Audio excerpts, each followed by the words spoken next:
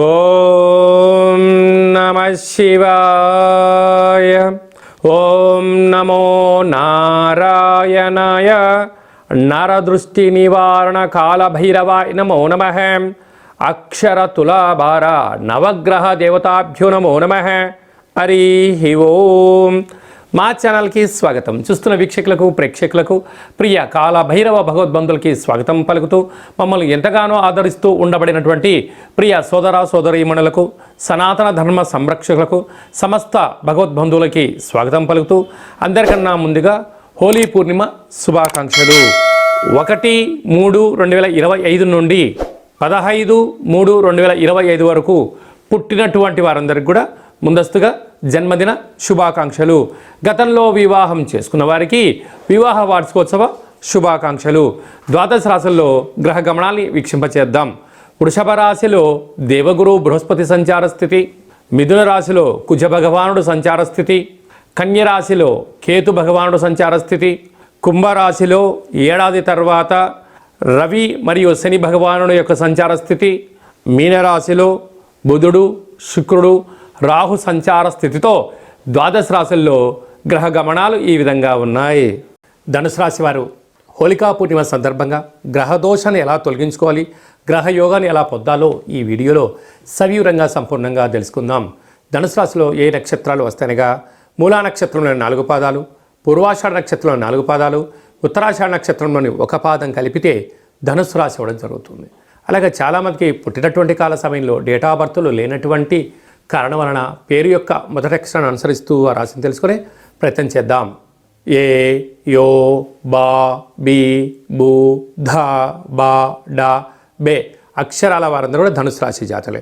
ధనుసు రాశి యొక్క అధిపతి దేవగురు బృహస్పతి. 30 సంవత్సరాల తర్వాత రవి భగవానుడు కుంభరాశిలో శని భగవాన్తో కలిపి సంచారం చేయడం చాలా అరుదైనటువంటి రోజులు అని చెప్పి గమనించాలి. కనుక రాబోయే కాలంలో షష్ఠగ్రహ కూటమి కూడా రాబోతుంది.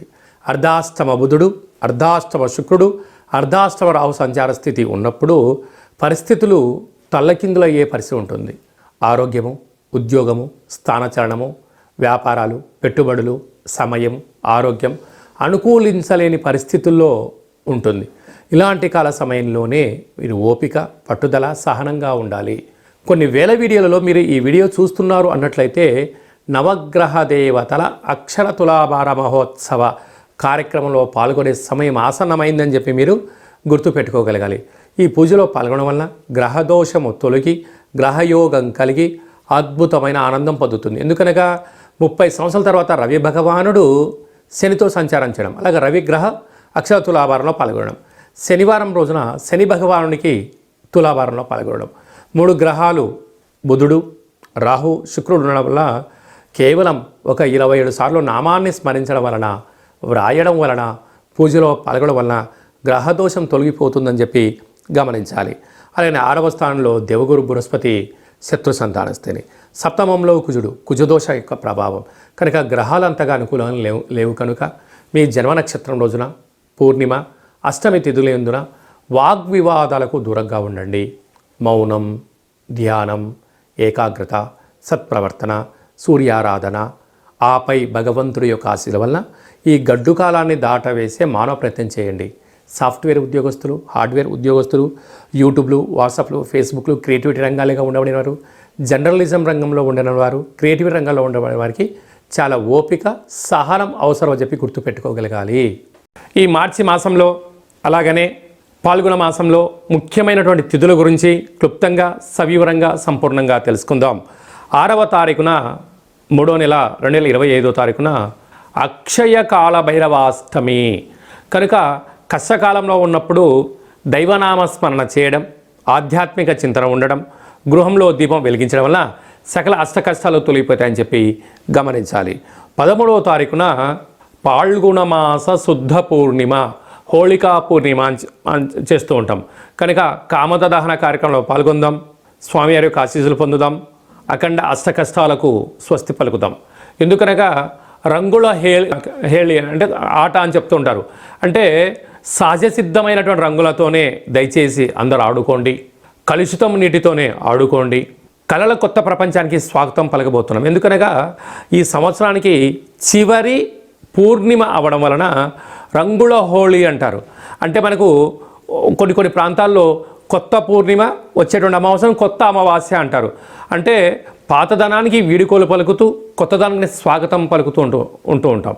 అందుకే మనం అందరము కూడా రంగులతో అలంకరించుకొని ఆడుకొని ఈ పాత సంవత్సరంలో అంటే తెలుగు సంవత్సరాల్లో ఈ జ్ఞాపకాలంతను కూడా మధుర స్మృతులను గుర్తుపెట్టుకుంటూ పడ్డ అష్టకష్టాలకు స్వస్తి పలుకుతూ అష్టైశ్వర్యానికి రాబోయే కాలంలో స్వాగతం పలకాలని రంగులతో ఆటలాడుకొని మంచి కొత్త సంవత్సరానికి స్వాగతం పలుకుతాం.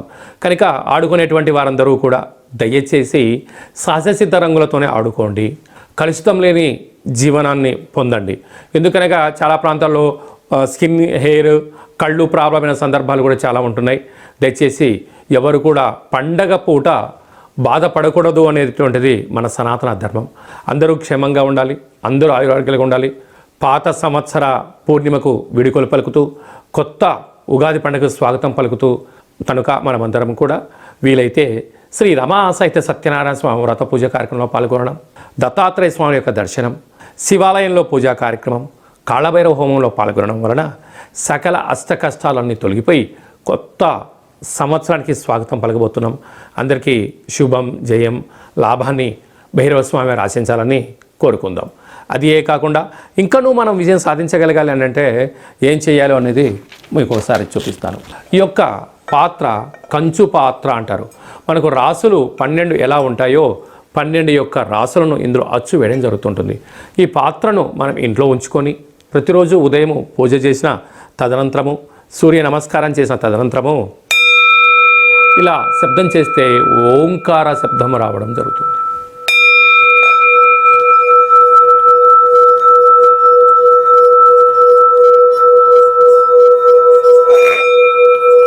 ఈ శబ్ద తరంగాన్ని ఇంట్లో సృష్టించడం వలన, ఓంకార శబ్దం వలన ఇంట్లో ఉండబడినటువంటి జ్యేష్ఠాదేవి అనగా దరిద్ర దేవత బయటికి వెళ్ళడం, లక్ష్మీమాత గృహంలోకి గళ్ళు గళ్ళుమంటూ రావడం జరుగుతుంది.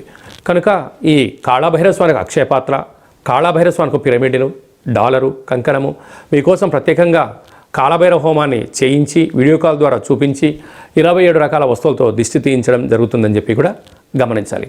అలాగే మనం నవగ్రహాల చేత బాధపడే వాళ్ళమందరము కూడా ఓ చిన్న రెమెడీ పరిహార కార్యక్రమాన్ని కూడా ఏర్పాటు చేయడం జరుగుతుంది. కళౌ వెంకటేశ్వర అంటారు. అంటే కలియుగ కాలంలో వెంకటేశ్వర స్వామిని స్మరించిన, ధ్యానించిన యోగదాయకం అని చెప్తారు. కనుక గ్రహ దోషాలు, సకల దోషాలు తొలగిపోయి వాటిని నశింపజేసే శక్తి భగవంతుడికి ఉంటుంది. అలాగని మనకు ప్రతి నెలలో మనకు ఆదివారము, సోమవారము, మంగళవారం అని చెప్పి 4 మంగళవారాలు, 4 శనివారాలు లేక 5 సోమవారాలు వస్తూ ఉంటాయి. ఇలాంటి కాల సమయంలో ఆదివారం పూట సూర్య భగవానునికి స్మరించడం, 27 సార్లు నామాన్ని వ్రాయడం, సోమవారం పూట చంద్రుని స్మరించడం, 27 నామాలు వ్రాయడం. ఇలాగ వారంలో 7 రోజులకు 9 గ్రహాలకు నామ ఇతి మంత్రియత అంటే నామాన్ని స్మరించడం, నామాన్ని వ్రాయడం వలన భగవంతుడి యొక్క ఆశీస్సులు మన మీద ఉంటాయి. ఈ ఆదివారం రాసినటువంటి పత్రాలను మన యొక్క దేవాలయంలో నవగ్రహ తులాభార, అక్షర తులాభార మహోత్సవ కార్యక్రమాన్ని ఏర్పాటు చేయడం జరిగింది. ఒకవైపు సూర్యభగవాను త్రాసులో కూర్చోబెట్టడం, మరోవైపు మనం రాసిన అక్షర పత్రాలను అందులో ఉంచి తులాభారం చేయడము, ధాన్యంతో తులాభారం చేయించి వీరందరికీ ప్రత్యక్ష ప్రసారాన్ని ఏర్పాటు చేయడం జరుగుతుంటుంది. కనుక కేవలం ఒక 108 నామములతో మనము వ్రాసి మీరు పంపించినట్లయితే, ఈ రాయాలి అనుకుంటున్న వారందరూ కూడా ఈ కింద నెంబర్ సంప్రదించినట్లయితే ఈ రాసే పత్రాలను వాట్సాప్ ద్వారా కానీ కొరియర్ ద్వారా కానీ మీకు అందజేయడం జరుగుతుంది. రాసిన తర్వాత మళ్ళీ ఫోటో తీసి వాట్సాప్లో పంపిస్తే సూర్యగ్రహ దోషం ఉన్నప్పుడు సూర్యగ్రహ తులాభారంలో, శని భగవాను యొక్క దోషం ఉన్నప్పుడు శని భగవాను తులాభారంలో ప్రత్యక్ష ప్రసారాన్ని వీక్షింపజేయచ్చు, భగవంతుడి యొక్క ఆశీస్సులు పొందగలరు అని చెప్పి ఒక చిన్న విన్నపం. ఎందుకనక ప్రతిరోజు నిత్య నైతిక కార్యక్రమంలో 5 నిమిషాలు భగవంతుడి కోసం కేటాయిద్దాం, గ్రహ దోషాలు తొలగించుకుందాం, ఐశ్వర్యానికి ఆనందానికి స్వాగతం పలుకుదాము అనేటువంటిది చిన్న విన్నపం. అలాగనే మీ వ్యక్తిగత జాతకం తెలుసుకోవాలనుకుంటున్నారా? మీరు పుట్టినటువంటి తేదీ, నెల, సంవత్సరం, సమయం వ్రాసి మీరు వాట్సాప్లో పంపించగలిగినట్లయితే 100 సంవత్సరాల జాతకాన్ని సవివరంగా సంపూర్ణంగా వ్రాసి పంపించి మీరు పుట్టినప్పుడు గ్రహ గమనాలు ఎలా ఉన్నాయి, ప్రస్తుతం ఎలా ఉంటున్నాయి, రాబోయే కాలంలో ఎలా ఉండబోతున్నాయో సవివరంగా తెలియజేయడం జరుగుతుంటుంది. మన దగ్గర అదే కాకుండా డేటా ఆఫ్ బర్త్లు లేనటువంటి వారికి మీ పేరు యొక్క మొదటి అక్షరాన్ని అనుసరిస్తూ రాశిని తెలియజేస్తూ రాశి యొక్క స్థితిగతులను మీకు తెలియజేస్తూ రమణ శాస్త్రం ద్వారా అనగా కాళ్ళ భైరవ ఉపాసన చేత గవ్వల ద్వారా భూత భవిష్యత్ వర్తమానాన్ని తెలియజేయడం జరుగుతుంది. అలాగే పుట్టినటువంటి పిల్లలకు ఆధ్యాత్మికమైన నామాలు ఎలా పెట్టాలో మీరు ఏమైనా సతమతమవుతుంటే ఆ పుట్టినటువంటి సమయాన్ని రాసి పంపించినట్లయితే ఆధ్యాత్మికమైన నామాలను కూడా మీకు రాసి పంపించడం జరుగుతుంది. అలాగనే ప్రేమికుల మధ్య విభేదాలు కానీ భార్యాభర్తల మధ్య ఆటంకాలు కానీ స్వల్పంగా ఉన్నప్పుడు చిలికి పెద్దగా చేసుకొని పోలీస్ స్టేషన్లు గొడవలు అంటూ విడిపోయే పరిస్థితి అలాగా తెచ్చుకోకుండా సమస్య ఎందుకు వస్తుంది, వాటిని నివారించడం ఎలా అనే విషయాన్ని తెలుసుకున్నట్లయితే మనం సంపూర్ణమైనటువంటి స్వామివారి యొక్క సేవలో ఆధ్యాత్మిక చింతనగా ఉంటూ దైవనామాన్ని స్మరించడం వలన మిమ్మల్ని అద్భుతమైనటువంటి ఈ కష్టాలకు స్వస్తి పలికి ఐశ్వర్యం స్వాగతం ఎలా పలకాలో తెలియజేయడం జరుగుతుంది. కనుక ఆసక్తి గలవారు ఈ కింద మంది అపాయింట్మెంట్ తీసుకొని సంప్రదించగలరు. అందరికీ శుభం, జయం, లాభం జరగాలని కోరుకుంటూ కొత్త పూర్ణిమకు స్వాగతం పలుకుతూ ఈ సంవత్సరానికి విడుకోలు పలుకుతూ రంగుల హోళీ శుభాకాంక్షలు మరొకసారి అందరికీ ఆశీర్వచనం. శతమానం భవతి శతాయు పురుష సతేంద్రియ ఆయుష్యేవేంద్రియే ప్రతిష్టతి. ధనం ధాన్యం బహుపుత్రలాభం శత సంవత్సరం దీర్ఘమాయు. సర్వే జనా సుఖినో భవంతు.